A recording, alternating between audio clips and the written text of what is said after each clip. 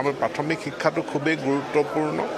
তাত গুণোৎসৱৰ ফলাফলৰ ওপৰত নিৰ্ভৰ কৰি আমি ছাত্ৰ ছাত্ৰীসকলৰ যি পঠন লিখন, তেওঁলোকৰ শ্ৰৱণ আৰু তেওঁলোকৰ প্ৰকাশ ভংগীৰ ক্ষেত্ৰত এই যি দক্ষতা, সেই দক্ষতা বৃদ্ধিৰ ওপৰত আমি বৰ্তমান গুৰুত্ব প্ৰদান কৰিছোঁ আৰু মই সকলো শিক্ষক শিক্ষয়িত্ৰীৰ পৰা ইয়াত সহযোগিতা কামনা কৰিছোঁ। সেইটো আইনখনতে লিখা আছে যে গৰমৰ বন্ধত শিক্ষকসকলৰ বদলীকৰণ হ'ব। গতিকে এতিয়া আবেদনৰ প্ৰক্ৰিয়া সম্পূৰ্ণ হৈছে, সেইখিনিৰ ভেৰিফিকেশ্যন চলি আছে।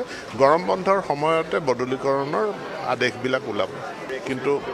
কিন্তু অলপ এদিন দুদিন আমি হয়তো বানপানীৰ যি পৰিস্থিতি আছে তাৰ কাৰণে এদিন দুদিন পিছুৱাবও পাৰে, কিন্তু শীঘ্ৰে এইটো প্ৰকাশ হ'ব। আমাৰ PGTৰ পষ্ট গ্ৰেজুৱেট টিচাৰসকলৰ ডকুমেণ্ট ভেৰিফিকেশ্যনৰ প্ৰক্ৰিয়া চলিছে আৰু সেইটো প্ৰক্ৰিয়া সম্পূৰ্ণ হোৱাৰ লগে লগে আমাৰ গ্ৰেজুৱেট টিচাৰৰ ডকুমেণ্ট ভেৰিফিকেশ্যন আৰম্ভ হ'ব।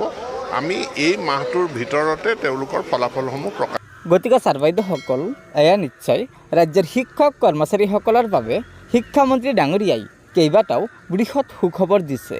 গতিকে লগৰ বন্ধুবৰ্গক এই ভিডিঅ'টো শ্বেয়াৰ কৰি আজিৰেই সুখবৰকেইটা জনাই দিব আৰু নতুনকৈ অহা ছাৰ বাইদেউসকলে অনুগ্ৰহ কৰি আমাৰ এই চেনেলটো ছাবস্ক্ৰাইব কৰি ল'ব।